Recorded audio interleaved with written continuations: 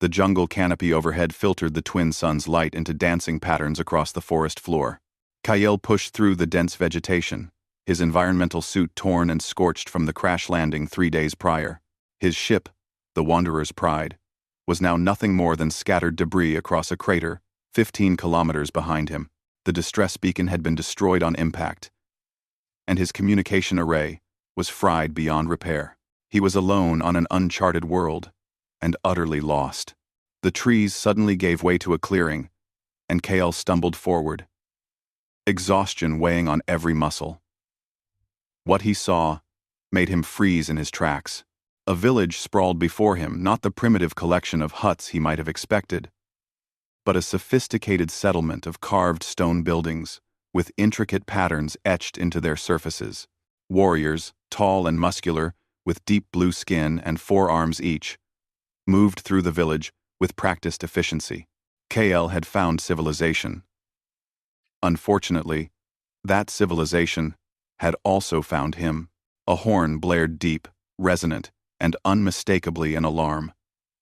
Within seconds, warriors poured from the buildings, each wielding weapons that gleamed in the filtered sunlight.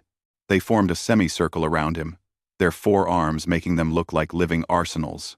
At their center stood a figure even more imposing than the rest, a female warrior with ceremonial scars across her shoulders and a headdress of what looked like razor-sharp bone fragments. "I come in peace," Kale said, raising his hand slowly. His universal translator was still functional, its small device clipped to his collar whirring as it processed the alien language it detected. The warrior chief, he assumed she was the chief by the way others deferred to her, stepped forward. Her eyes, a striking shade of amber, studied him with the intensity of a predator evaluating prey. When she spoke, her voice carried authority that needed no translation. "You trespass on sacred ground, Outlander. The proving grounds accept no strangers." Before Kale could respond, she raised one of her 4 arms. It was a signal.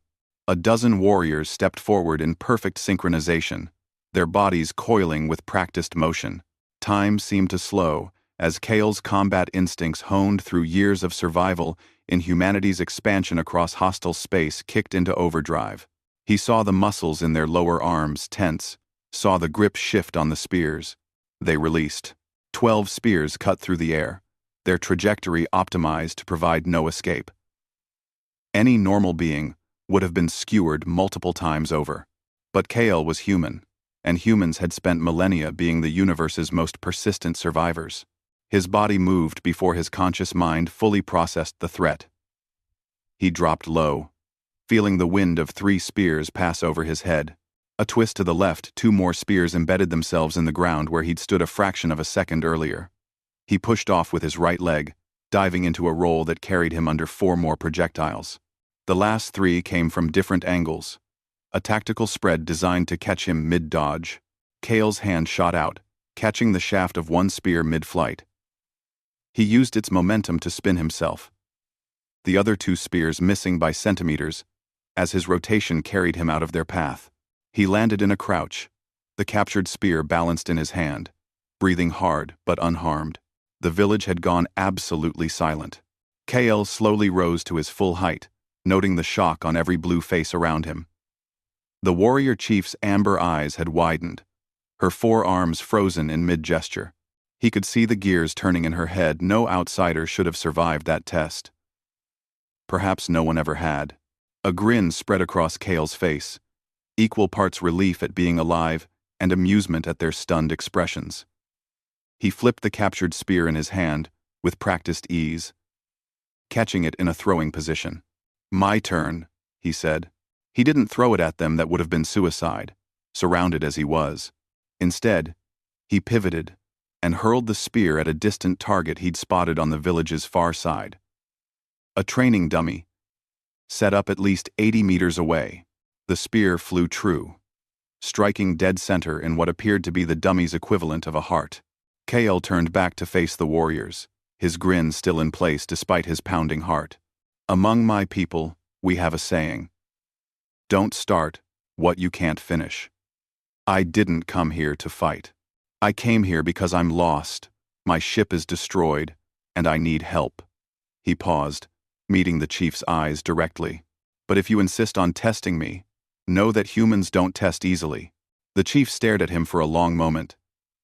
And then something unexpected happened. Her lips curled into what might have been a smile, revealing teeth that looked uncomfortably sharp. She threw back her head and laughed a sound like thunder rolling across mountains. "Rova," she said, striking her chest with two of her 4 fists. "Chief of the Proving Grounds, daughter of the Storm lineage." She gestured at him with genuine curiosity, replacing the earlier hostility.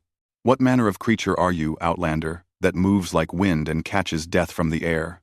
"Human," Kyle replied, lowering his hand slowly. "My name is Kyle, and where I come from, we've had to be fast. The universe isn't kind to the slow." Rova approached him, circling like she might a fascinating specimen. Her warriors remained tense, but made no move to attack again. "Human," she repeated, testing the word. "I have never heard of your kind.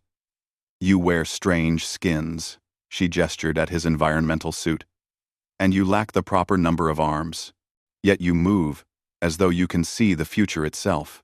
"Just good reflexes," Kale said, though he knew it was more than that. Humanity's evolution on a planet filled with predators.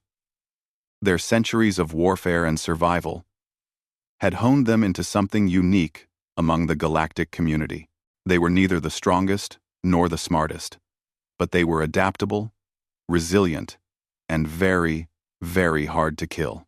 Rova stopped in front of him, close enough that he could see the battle scars that crisscrossed her blue skin.